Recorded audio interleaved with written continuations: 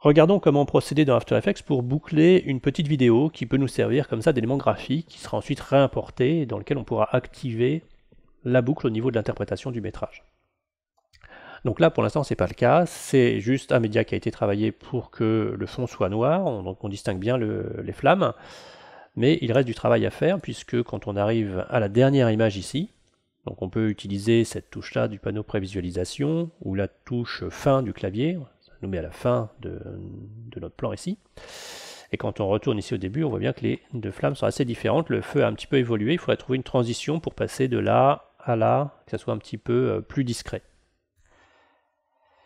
Donc pour faire ça, je prends mon métrage, je le glisse sur le bouton création de composition, créer une nouvelle composition. Donc j'ai donc ma nouvelle composition qui apparaît ici avec son plan de montage.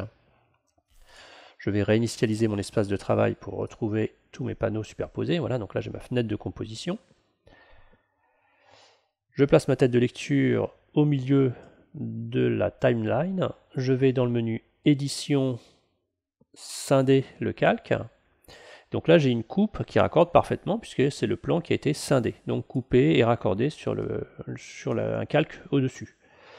Donc ces deux éléments raccordent, si je les déplace pour que ça soit les éléments de fin et de début, donc j'ai un raccord parfait maintenant entre cette dernière image et cette première image. Donc je vais raccorder la durée de ma composition là-dessus, je fais CTRL-ALT-B ou commande-option-B qui est un raccourci pour mettre la zone de travail au niveau de la durée des calques sélectionnés. Donc une fois que j'ai cette zone de travail qui est placée au bon endroit, je peux raccorder. Et je peux reprendre mes raccourcis début-fin. Voilà, j'ai bien le début et la fin.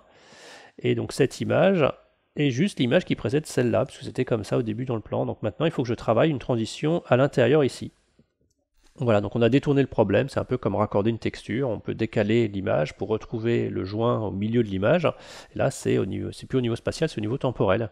Donc on a une jonction à faire à cet endroit-là. Donc on peut utiliser l'effet de transition CC Warp-O-Matic ou n'importe quel type d'effet. Vous pouvez aussi essayer une transition par un fondu ou ce que vous voulez. Donc là je vais essayer ça, donc je vais sélectionner juste mon plan du dessus, double-cliquer ici, comme ça va m'appliquer l'effet. Donc il va pouvoir me faire une transition du plan sur lequel je suis, qui est le calque 1, vers le plan numéro 2 qui est juste en dessous. Et donc je vais faire une transition en passant le paramètre qui est ici, completion, de 0 à 100. J'appuie sur U pour voir mes clés, je déplace ma tête de lecture au milieu. Au niveau du Warp Direction, je vais plutôt choisir Opposing, ce sera un petit peu plus discret. On va régler un peu les paramètres ici, histoire de retrouver quelque chose qui ressemble à un feu à peu près naturel. Donc là, on va avoir une transition entre les deux, qui va être beaucoup plus discrète, beaucoup plus invisible que le cut qu'on avait au départ. Donc maintenant, il suffit de faire le rendu de cet élément, et de le réimporter, puis de le boucler à l'interprétation du métrage.